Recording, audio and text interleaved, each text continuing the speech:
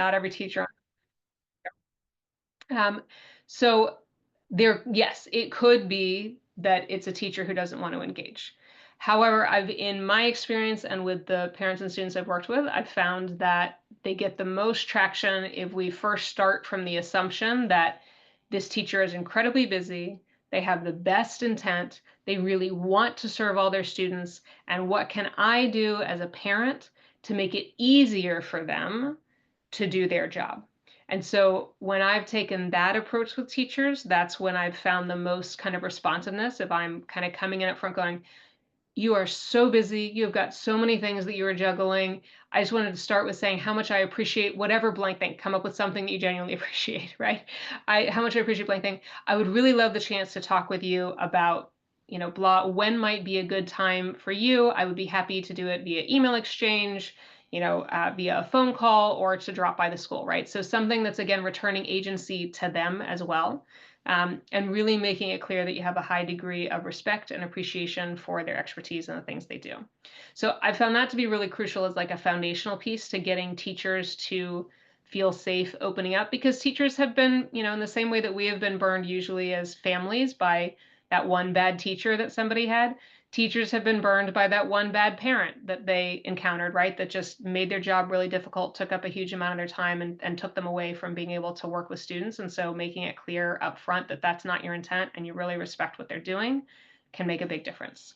The next piece, though, and I know you're talking about how do I get in with the teacher, I actually would go back and figure out further, hey, what's going on with my student, right? Why is my kiddo still feeling, despite the conversations we had, uncomfortable having that conversation? What's going on? Is it possible that they actually don't want to do honors, or they don't feel ready for honors? And if so, why, right? Is that where the hesitation is coming from?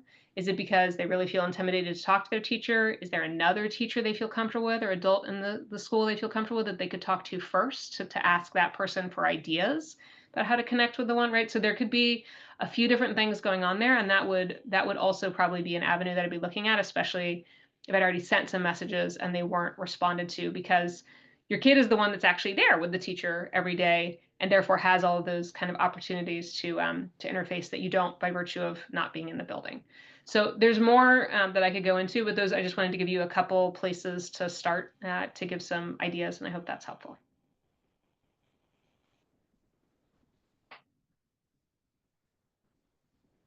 And I'm also, I defer to the moderators here, but I'm also perfectly happy to have people, like come off mute and voice their questions out loud if they don't need them to be anonymous, so that we can have a conversation. For me as an educator, it's always awkward to be like, I'm waiting to see, it's always nice to have a live back and forth like Cicely and I did.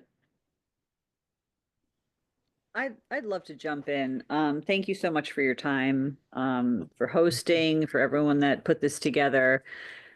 This showed up in my and my family's life at the perfect time. Um, I know I appreciate everything you addressed so far, and I have that, noted. Um, what does one do as a parent when you feel like you're just hitting a brick wall over and over again? I'm sure it is very much individual to the personality of the family, the mother, the father who's coaching the child more or less, or what have you. But just kind of, for example, and say for example that the paragraph, writing a proper English sentence, paragraph. I went to Catholic school. There were 12 kids in the class. Sister Juliana came around and marked everyone's page, and we diagrammed sentences. Okay. So we got predicate nominatives hanging off the, diagram.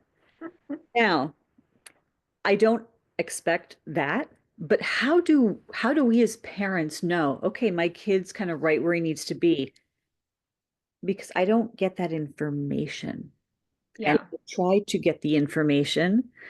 And I feel like I just wish I could be a fly on the wall just to take notes. It's really becoming very difficult. Yeah. Yeah. You're not, and I'm sorry that I didn't address this with the previous question. You all are not the first parents that have specifically brought up with me, probably because of my background as a writing professor, but particular concerns around student writing and what is happening with student writing instruction in K-12.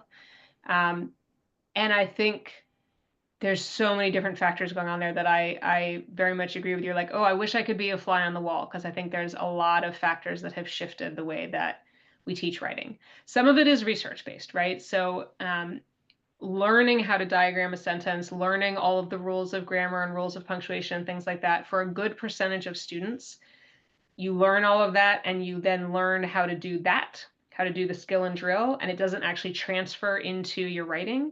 Where we really learn, what writing studies sort of consistently showed, is that where we really actually integrate grammar, punctuation, syntax, diction, things like that, is in practice within a rhetorical communication situation where we actually care about the communication we're creating, and then we're invested.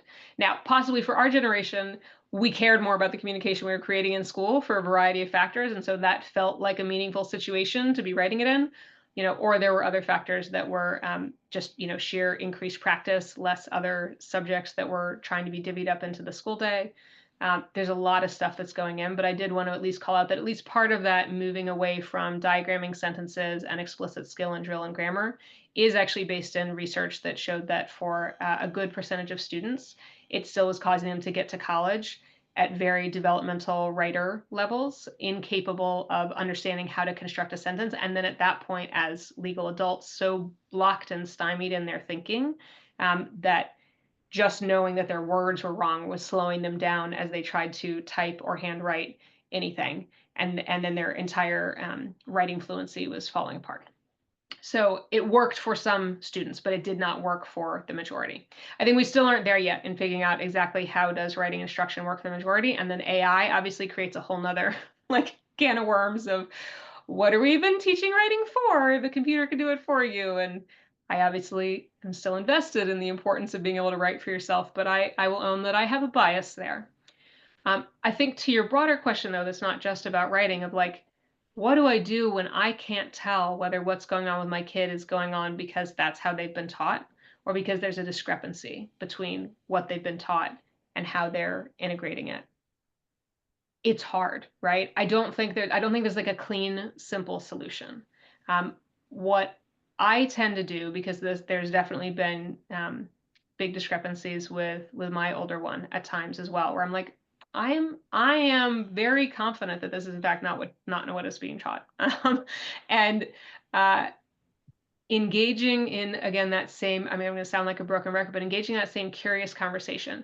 Hey, tell me more about exactly what you all, so what has your teacher been telling you about writing, right? And this is like, I don't know, but like, if you make it silly or strange, or you basically in a polite way pester them often enough, eventually, in my experience, they will answer the question with something other than I don't know, right? So what this looks like in my home is something like this. What exactly is it that Mr. Johnson has been teaching you about writing? I don't know. Really? So he's been telling you writing is like you sit and stare at the wall and then you doodle on it, right? No, Mom, he's not been doing that. Oh, okay. He's been teaching you that periods should go every 3 words. Is that it? Periods like belong every 3 to 4 words? No, he's not been doing that. Oh, well, okay, so then what if you know what he's not been doing? Like what, and eventually with enough like quirky banter, he will give in and remember something, because I've pinged his memory enough times with things that it's definitely not, that he ends up remembering something that it is. So I'm persistent. I'm try to be silly, but I'm persistent until I actually find out the information from his perspective. And then, because I have an education background, if he says something and I'm going, okay, now I know what it is you're talking about, and I know you misunderstood it, right? Then I have the chance to kind of like dig in a little bit more. Oh, I see what's going on. I think you heard this. Is it possible that he might have said this? Or it might have been this kind of thing. And it's, oh, yeah, actually, that sounds right. Okay, do you want a little bit of help practicing that a little bit more, or understanding exactly how that works for your writing, or how that would apply in this situation? And usually, at least, in the case of the kids that I work with and my own kids, at a certain point, as long as they feel safe, then they will say, okay, yeah, not every time, but okay, yeah, I would like to learn a little bit more. And there have also been times that and especially in middle school, I had this luxury, right? Of like, I let him fail. I let him fail because the grade doesn't actually matter at this point. And then he turns in the thing, he gets the bad grade, and he circles back going, well, I don't, I'm upset about this. I help him process the upset.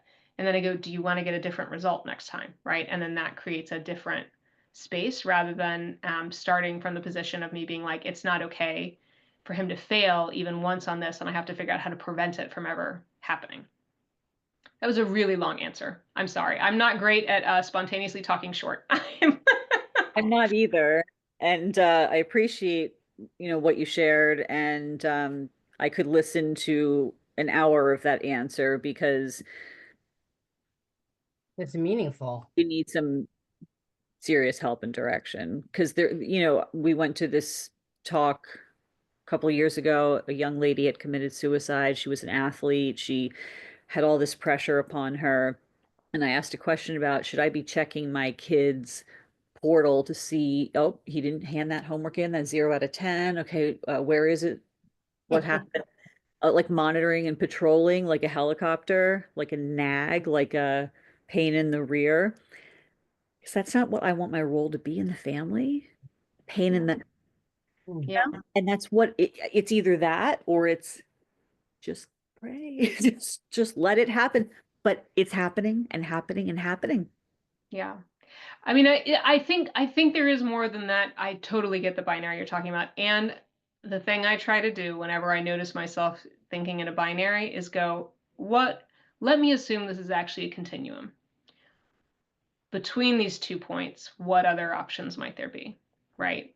So I don't want, I won't, I am not currently at a point in my life where I'm willing to check the portal every night or even every week and see all the things that are going on.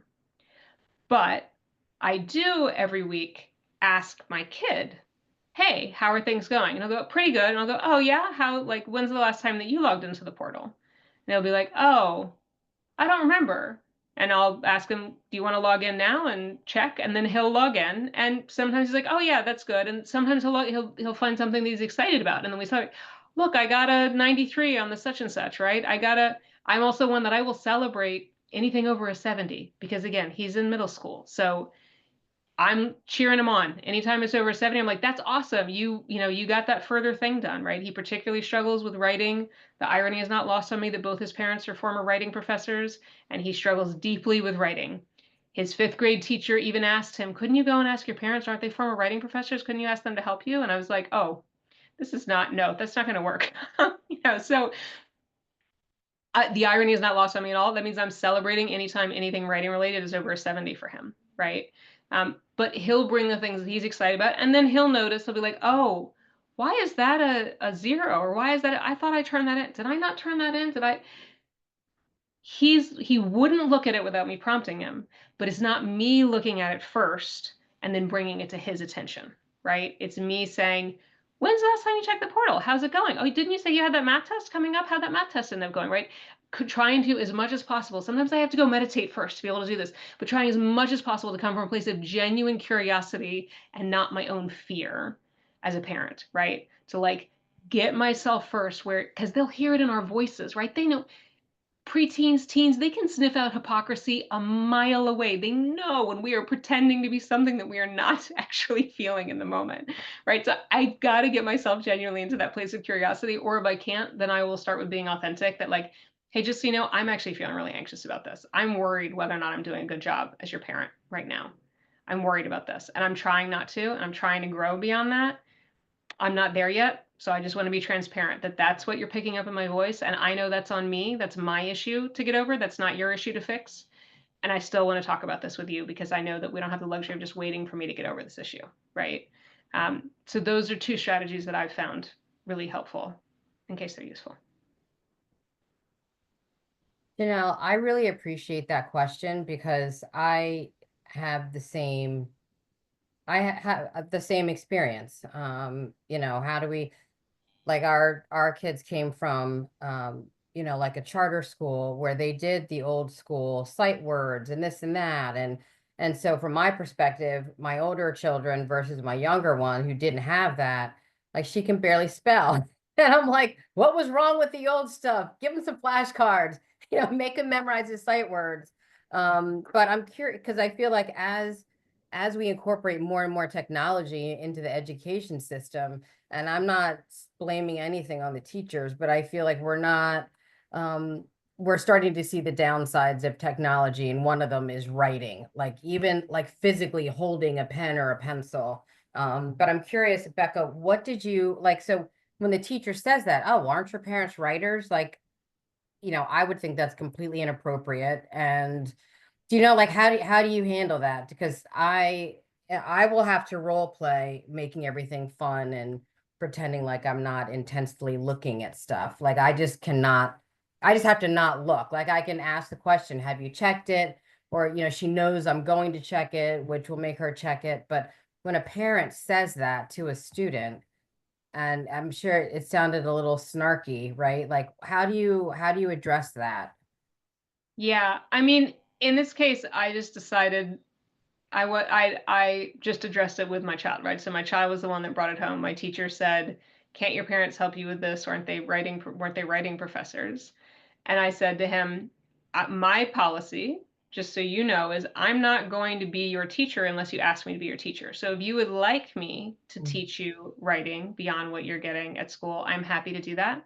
But I'm never going to impose that on you because you're already being asked to learn a lot at school, and I want to balance out what's happening in your brain, and create space for other things. So you tell me, is that a role you want me to take on?" And he was like, "No." And I was like, "Then we're not going to worry about it."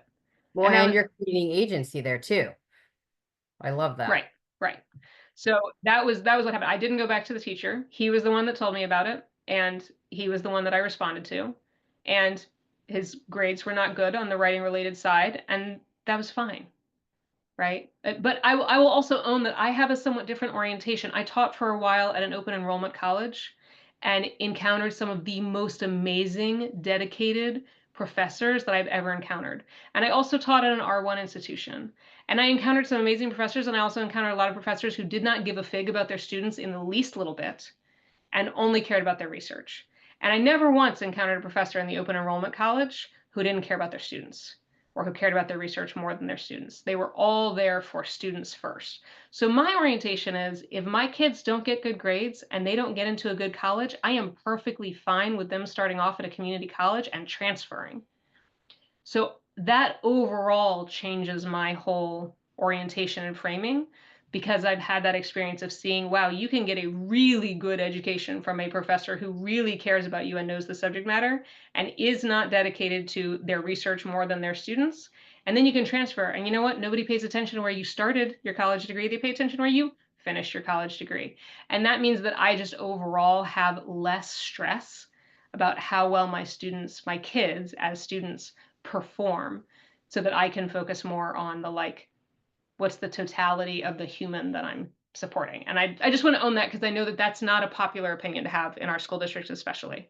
I recognize I am different than many parents in that orientation. Well, it's nice though that you said that because I said not to get personal, but I mean everyone comes from a different background, right? My dad, their generation, they were the first to actually go to, finish high school, go to college. They all have advanced degrees. They all went to killer colleges. That was kind of the expectation for our generation. And I don't actually share the opinion that you just shared, but you brought up a good point. Nobody cares where you started. If for some reason, this is how things play out and you end up here, then you have the opportunity to go wherever. But it's, if we want them to develop agency, it's like it's their life. Like we can't micromanage their agency. Right. Right. So And I also, because I've worked in higher ed, I also know so many of the ins and outs that it changes my opinion, right? I know that those competitive colleges accept a lot more students as transfer students than as first year students. They will accept a lot more in January of that first year than they will in August of that first year because the August ones, they have to report and it affects their rankings. But the January transfer students, they don't have to report. So those types of things leave me predisposed to not worry as much about playing the traditional college game, because I feel like that I know some of the like, back ends around it that are Mhm. maybe not as commonly known, and therefore to focus more on things like what am I doing to prepare them. I also, because I've worked with so many young people who are struggling to launch, my biggest fear as a parent is actually not about the college my kid gets into. My biggest fear is about what happens after my kid finishes college. And what am I doing as much as possible of now to give them the skills they will need for after college, and then worry about the college piece depending upon how things play out, and what's That's a appropriate for them. great point because, um, yeah, like, I mean, one of my daughters, I was like talking about what my plans I had for her room. She was like, but that sounds really permanent. And I'm like, but you're not coming, you're like, you're not going to live here. But that is a really, you just gave me two new topics for parent education, right? Like, what should we focus on so that they're prepared to launch both in college and then at that next step after college, because we're still their parent and we want Yeah, to make sure that they've developed agency and we want them to be successful. So, yeah, so how do we, help them grow the skills or hone the skills or learn the skills to right. be successful adults after school? Because it almost seems like there's just we dump them here, then we dump them there, and we find out almost too late that they don't have the skills. And so Yeah. now we have to get them to develop the skills because I don't want them coming back. Like, A great, it's 10 years old, but it is still applicable. A great book is How to Raise an Adult. It was a New York Times bestseller like a decade ago when it came out, but it is still, I reread it as part of the research for my book. It's still really relevant, and a good read as well. I feel like I need to book some sessions so you can help me launch so I can help them launch. How to raise an adult. No, and who was that I'll by? join too. We need a small group, like IOP kind of thing, intensive outpatient help here. That's too funny. I'm looking up I've temporarily forgotten. I'm looking through the bibliography of my own book to get the name of the author for you. But but I cited too many sources, and so now it's going to take me a moment to find it. Hey, Anyway, so if there's another question, please feel free to ask it, and I'll just check until I find the author's name. Yeah, this I do have a question. This may be I have another, 10, 11 years until I have to worry about this, but I'm kind of a proponent of the gap year, and I was thinking about that when you were mentioning that this failure to launch and what to do, and building agency even, because for me, one of the biggest um I guess one of the best experiences that I've had in my life in that promoted growth is traveling and just, living life in a sense. So I was wondering what your opinion is on this gap year Yeah, idea after school. I think gap year can be an amazing thing, especially when the young person is leaning into it, right? So it can be a great opportunity for them to make decisions, to decide whether they're going into a structured gap year program. There's more and more of these building up as more and more people realize, like, wait a second, do I want to pay 40, 50, 60, 70, $80,000 for a year that might end up wasted because my kid is not actually prepared to go to college and doesn't actually know what they want to use college for? Um, so I think gap years can be incredibly powerful. Again, I think it depends on the young person, right? So for instance, for a lot of neurodivergent teens, if that gap year is not set up to be pretty structured, they can end up just floundering in their parents' basement the entire year. And then that is not an actual growth and learning experience. And Attitude Magazine, ADD Attitude Magazine, has some great resources available for how do you have a gap year for your ADHD young person. How do you set that up, right? So that's a great resource to turn to. But overall, in the anything that unlocks some of the key cultural assumptions that just keep kids on this, like, there's one path that is the right path and all the answers are already pre-decided, and therefore you don't need to have any agency because you don't need to make any decisions until you're 22 and you've graduated. Then suddenly go be an adult, right? Like, that's setting them up for failure. And so wherever we can break down some of those assumptions and have them actually be making the choices, even if they make the same choice that they would have defaulted into otherwise, now it's a choice, and that changes the whole dynamic around it, right?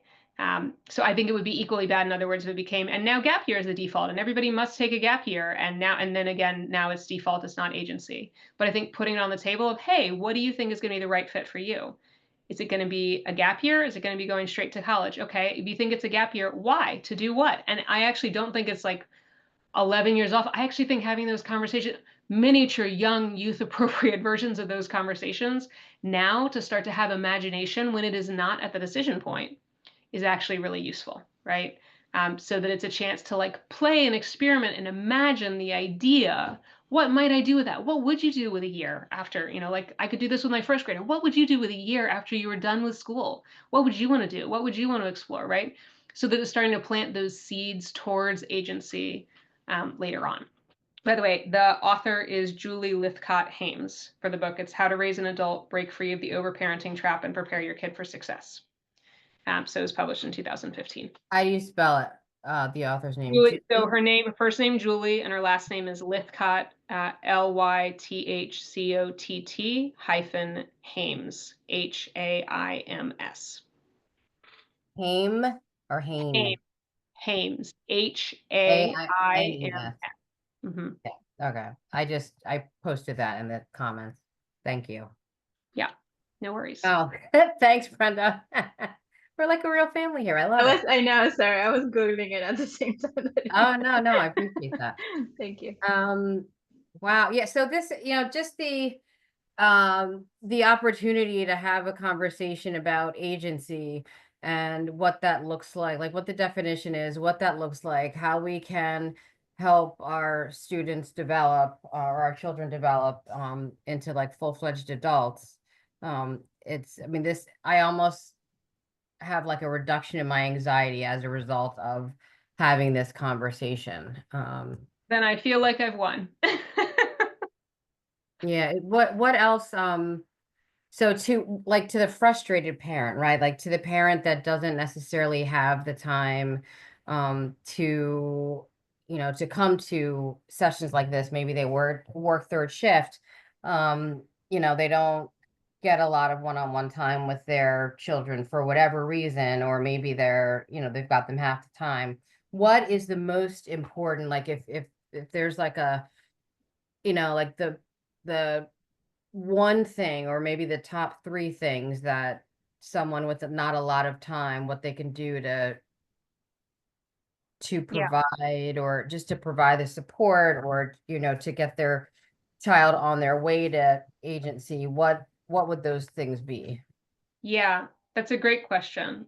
Because I know that there are lots of parents who need the TLDR. So I will warn that like my book is long, but there is a TLDR at the back, and you can also get it on the resources page for free at my website. TLDR, I'm sorry, talk to me like the too long didn't read. So I have the 8 top takeaway tips, and if you don't mind, I'm going to just quote myself, and because this was the edited, thought out version of the answer to that question, and just read what I've got there, but people can go get it from the website for themselves. The first thing is connection. So if you can only do one thing, connect first and last, right? Connect from a place of genuine curiosity and care and assumption that you want them to win and they want to win too, right? And so if you're both operating from that, like, listen, we fundamentally are coming from the same place here, and the first thing I care about is connecting with you. If you take away one thing, it would be that. The second thing is to be a model, right? So especially if you have limited time, what they see you do is even more important. That is what stands out, outsized, oversized. And so that modeling of how am I going to pay attention to my own agency? How am I going to pay attention to my own motivation? How am I going to pay attention to my own choices? How am I going to make visible the ways that I diagnose and model addressing when something is not quite working for me, instead of being apathetic and sitting back and resigned? The third thing is to help them take the wheel, right? So that scaffolding piece, they need to be able to take the wheel, but not to have you leave the car just yet, right? So how is it that you can look wherever it is where we are right now? What would be one baby step further to you feeling more agentic, confident, independent, and capable at decision making and advocating, all those kinds of things? What would be the one baby step further? and how can I make it safe to take that step? Let's see, the fourth one's about relevance, which relates more to another piece of the motivation ABCDs that we weren't talking about today, and then external rewards, which we weren't talking about today. And then I think the other one that's really key here is to explore new possibilities. So if you're going to add a final thing there, it would be, how are we, especially if we've got limited time together, how are we maximizing having a wide variety of experiences?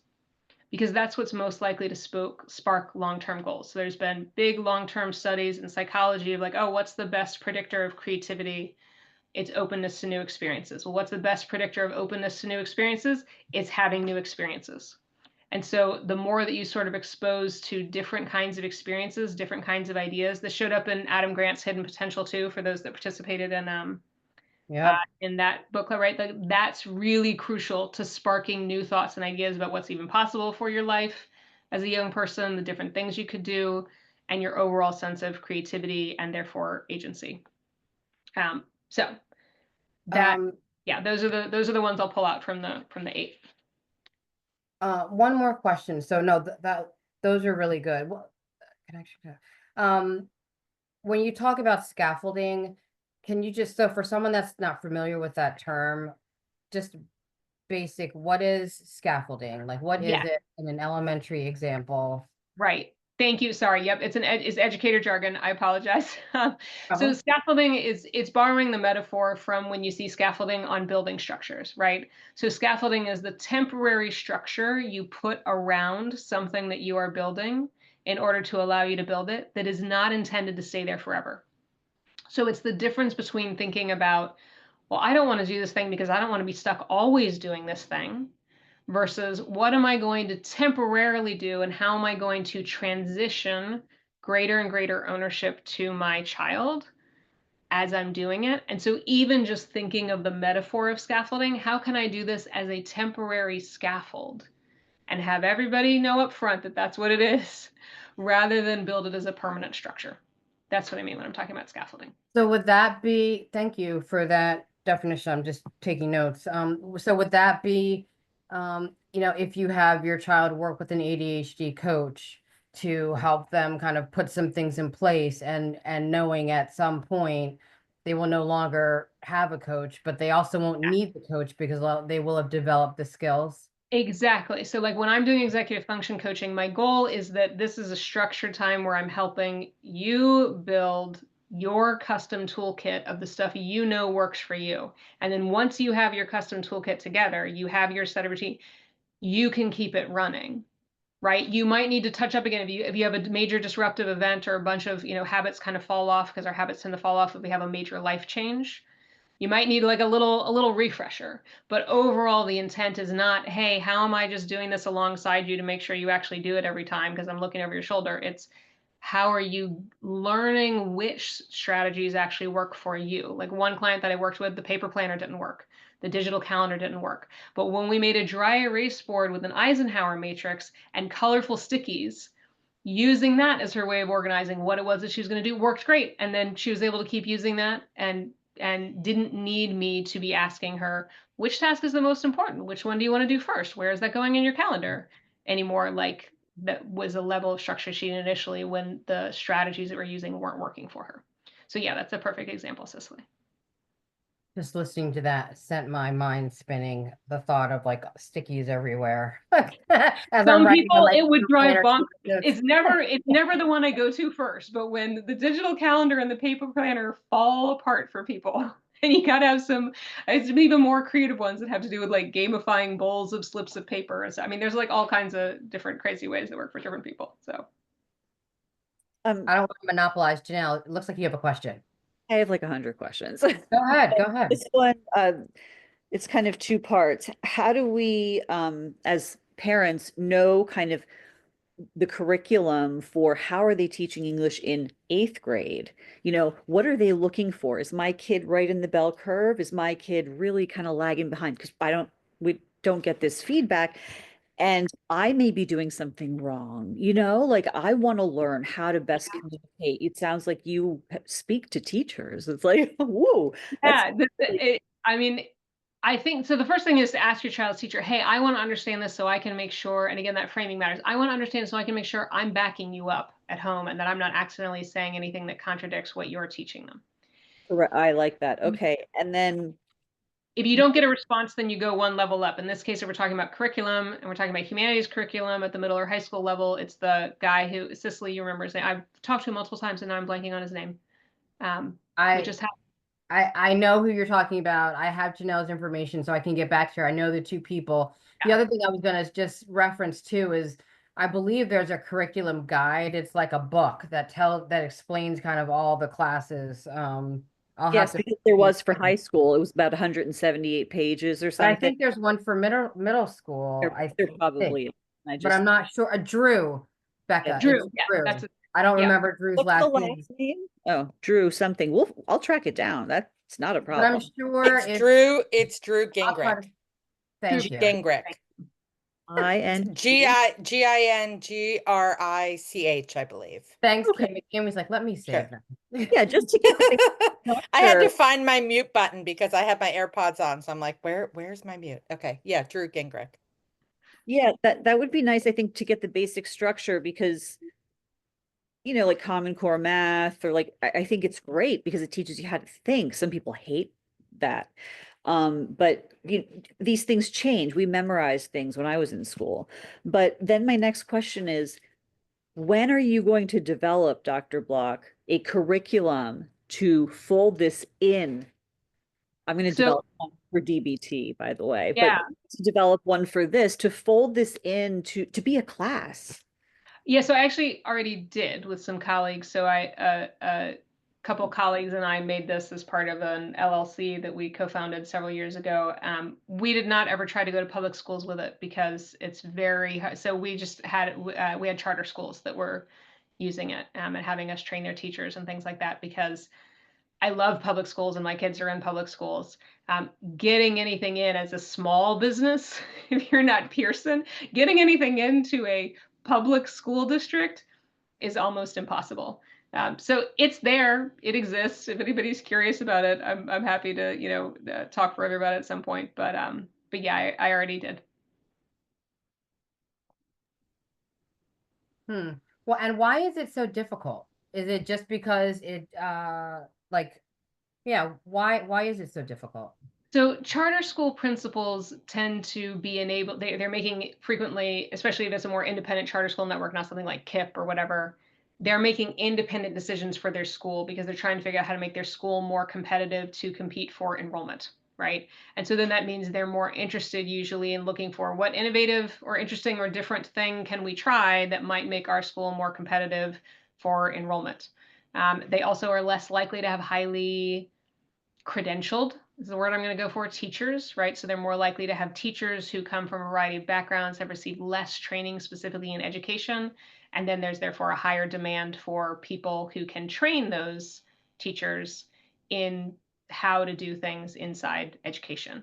Whereas in a school district like ours, our teachers are highly credentialed. They are they know a ton about education. You can accidentally end up slipping in education jargon, the whole day if you're talking to them. Because they've already got all of that background. So it changes the dynamic about what the public school districts are looking for in terms of training and development.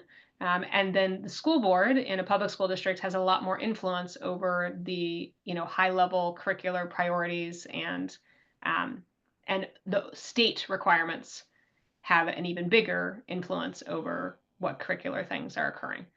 So all of those things are the factors that make it challenging for something that is a more kind of innovative and exploratory way of teaching a subject to get into a public school district, because there's just more pressures that demotivate that kind of exploration.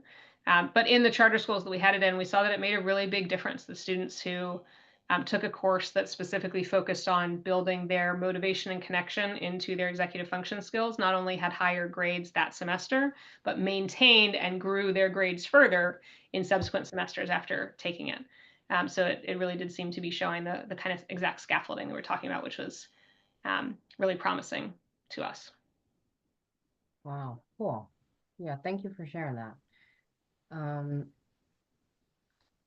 Janelle or Brenda, or Cami, who's there but not really there. Do you guys have any additional questions for Becca before I bombard for the next 15 minutes? Yeah, I thought this was really, really I find that as a parent, you only know what you don't know once you find out about it. But I think there's an opportunity to, bring more education to parents about how we can best support our children and work with the school district, and how to engage with the school district and with teachers on these topics and creating agency. Like, I feel like there's a lot of, discussion around, children self-advocating, and there's less time teaching children what self-advocacy is and what it looks like, and giving them examples of how it presents, because Yeah. you Yeah, know you can't just say like, go advocate for yourself and then be like, bye, right? It'd be the same as if someone had told you at 16, go drive. Like, right. okay. But I think sometimes we, and I don't think it's malicious, but I almost think sometimes we forget that as adults, we were once taught this stuff and we didn't necessarily know. And I think that sometimes we forget that. And so it's easy to say something about, oh, you really should be self-advocating right now. And based on how that is said, your child isn't going to go back and say, yeah, I really should. I really wish I could. Could you tell me what the definition is and how to do it? Like, they're I not think gonna be that does remember vulnerable in one that way. other thing that I wanted to say is like a useful takeaway is, especially as your kids enter adolescence, pre-adolescence and adolescence, they start paying a lot more attention. Adults still matter. So there's this myth that like now all they care about is peers. It's not true. Lisa D'Amour has some amazing research. She does all kinds of stuff on adolescence, particularly with adolescent girls. She had a really fascinating podcast interview on Adam Grant's podcast a couple months ago that I totally recommend. But she made the excellent point of like the teens that did the best during COVID, it was not about the ones that kept the best in touch with their friends. It was about the ones who had the most adults that they were still in contact with. Adults, the incidental adults, not the parents.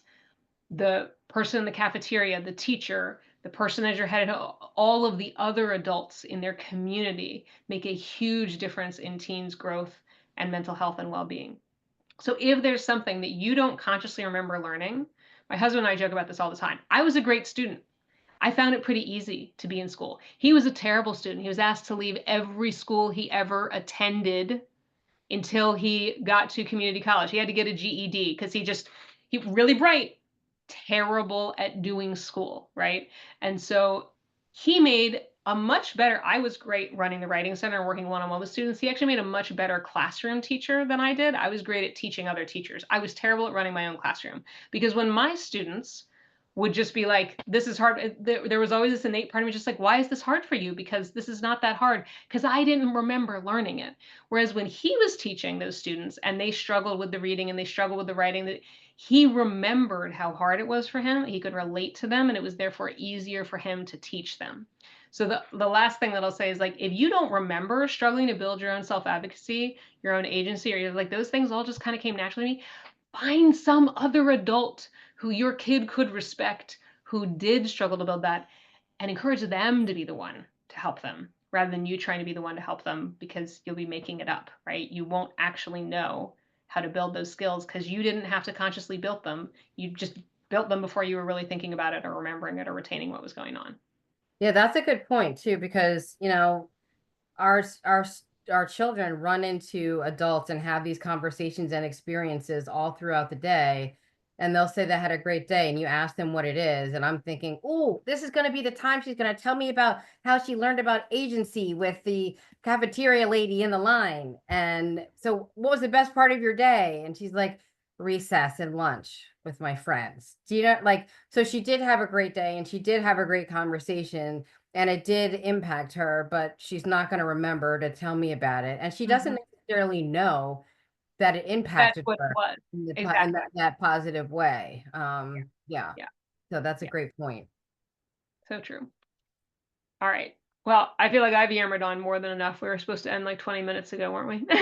No, it ends at 8:30, so you have 10 more Oh, minutes. okay. I was but- like, boy, I just feel like I'm just talking everybody's ear off. So Okay. No, no. I mean, I think you have a lot of really great things to say. That said, we don't have to stay on until 8:30.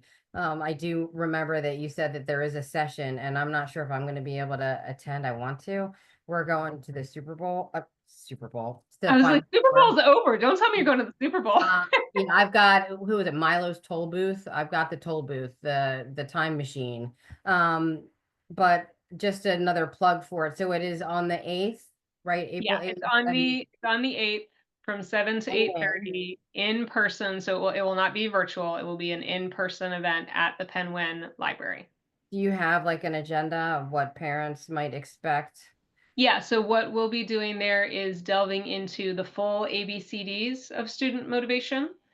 So I'll be going into a sort of brief explanation of what each of those are, what it looks like to support them around school, and then facilitating folks being in breakouts where they can pick one area they want to focus on, hopefully as a mixed group of educators and parents. So if you know any educators, encourage them to come. Because I think this will really work the best if these are these mixed groups that are collaborating. It doesn't need to be educators from our school district. Parents don't need to be parents from our school district. This is not a school district event. This is a public, open to anybody library event. Anybody that can physically show up at that library. What age ranges are we? Is it targeting? So tweens and teens, I think really with this one is going to be where it's most useful. So parents and educators of tweens and teens. What age would you say that would be? So what's a tween? Is that 11? So I would say middle and high school. If they're college, like folks that are interested in college stuff, it's going to look very different for college, but it still can be a relevant conversation. But I would say especially middle and high school. And what we'll be doing is I'll do, sort of brief explanation at the beginning of what are all these things, what are some of the strategies that can help them, and then facilitating folks being in groups, one or more for each of the areas, so that you can sort of go to what's the thing I most want to work on, right? I think I need to really work on coming up with some better structures to support healthy dopamine and thinking about the role of screens and sleep and exercise in our household or our school or whatever. Table for that, right? I want to really focus on choices. What does it look like to help build more meaningful choices in and around the school day, right? At home, in extracurriculars, whatever. Okay, there's a table working on that. What does it look like to build more belonging, right? More of that sense of connection that really fosters motivation. Table for that. And then what does it look like to foster overall abilities, like the sort of growth mindset, grit, or more particular abilities, but a table focused on that.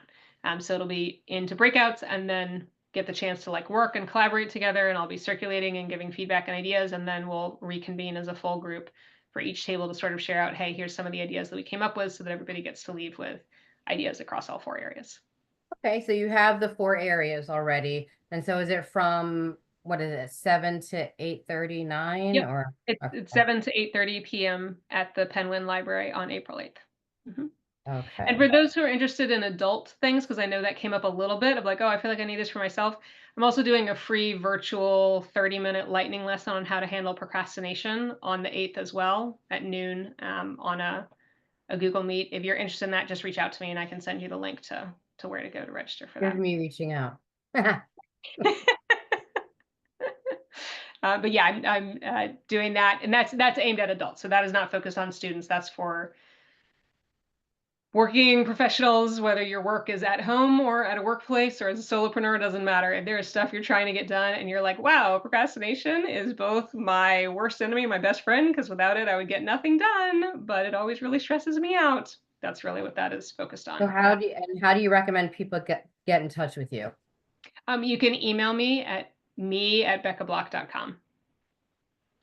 Me@beccablock.com. Okay. Yeah, it just felt weird it being Becca@beccablock.com. Although now that I think about it, once I set it up as me@beccablock.com, that also seems weird. But Right, because what if we accidentally email you at beccablock.com?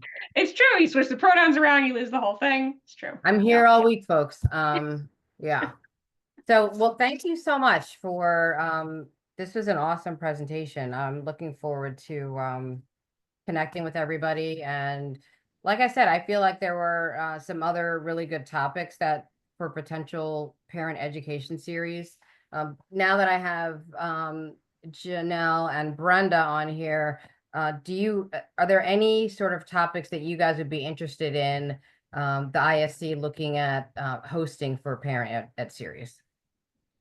One of the benefits of having a more intimate setting is we can try to solicit and see if there's anything they're interested in seeing. Yeah.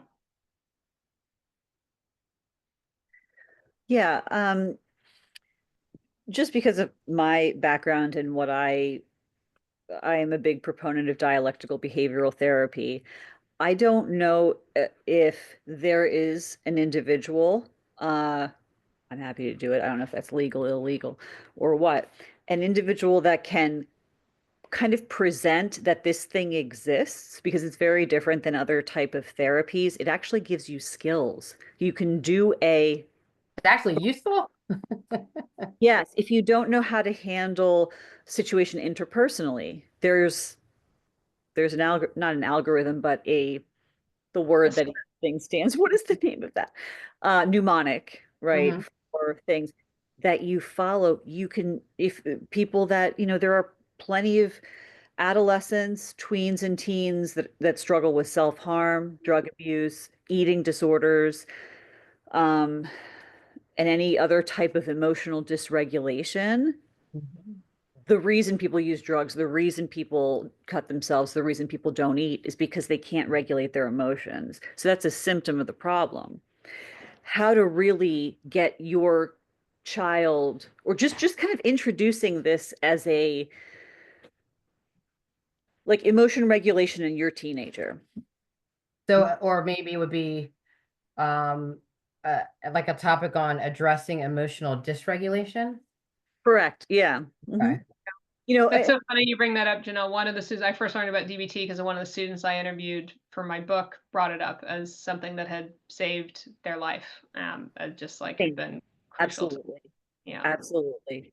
I think yeah, I think that's a great suggestion because I feel like we tend to shy away or not address things that we don't necessarily understand, but there's got to be someone out there that does understand it and that can help us. And things like that are sometimes bring shame, and maybe parents don't talk about it, students don't talk about it, sometimes the parents don't even know because the student is hiding it. So I think the more that we can just the whole concept of play and failing forward, and what did you learn, and taking these situations and things that are scary because we don't know a lot about them, and trying to educate ourselves that we can help our students is And I it's think great for it's what we parents should be doing.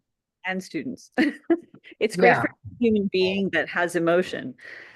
Um, because it all impacts students that are stressed. If the brain is stressed, they can't learn. So what can we do in support of that, of having that environment? I'm no expert, so Becca, please chime in. We have like 1 minute. That no, that is true. If the brain is stressed, it does not learn. You hit it accurately. So Look at that. I'm an honorary PhD. My absolutely. PhD like comments. That's a really cool topic. I need so emotional dysregulation or something along those lines. So skills, right? Like, or maybe like building a toolkit for the emotional child, or neurodivergency, or even because there are some students that are really, really smart and intellectually off the charts, but they may not have the social skills. How can we best support them, etc. All right. Well, Becca, I want to thank you so much. Personally, I feel like this was a conversation between the two of us, and everyone else was hanging out in my virtual living room. And Janelle and Brenda, and Cami, I really appreciate all of the contributions to the conversation. This is a really good conversation. And I think that a lot of things have come out from this conversation, and we can continue. So thank you awesome. so much, Becca. Thank you, Janelle. Thank you, Brenda. Thank you, That was Cami. great, Becca. Thank you. Thanks so much for joining. Thank you all. Yes. Thanks, Thank you, Cecily. Thank you, You're Becca. welcome. And I am, I'm going to stop the recording here. All right. All We're right. good. Um, Good night, but again, guys. Thank so you. much, and I look forward to Janelle. I got your number. I'll Yeah. give you a call, shoot you a text. Becca, yeah, I probably need to hire you for my own coaching. And I've reserved Amy, her. I'm so I'm glad that we're sorry. good friends here. Yeah. She's Yeah, this is moving really in good. actually, so sorry. What did you say? She's moving in actually, okay, Cicely, so just, I got her. Sorry. All right. All right. You can right. come over too. I'm outside your door. Don't want to freak you out, but Yeah. thank you so Yeah. much. You guys have a great night. You too. All right, Thank you take so care, much, everybody. all of you ladies. Thank you. Bye. Hey, Becca, can you hang on for a sec? Ooh. Never mind.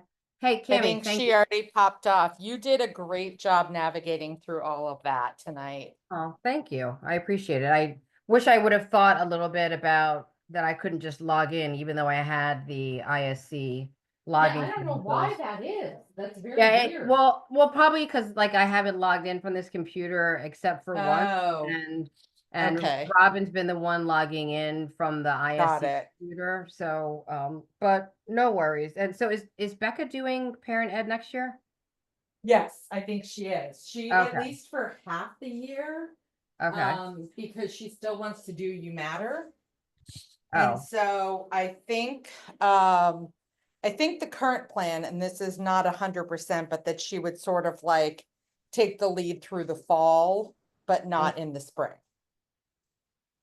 oh, okay. So that's fun. So then who's going to do it? Well, Does she have a that's partner? sort of the question. Yeah, that's the sort of navigating through that right now, but that's the idea is that You Matter wouldn't kind of ramp up until the spring, and then so she would she would do it in the fall and not in the spring.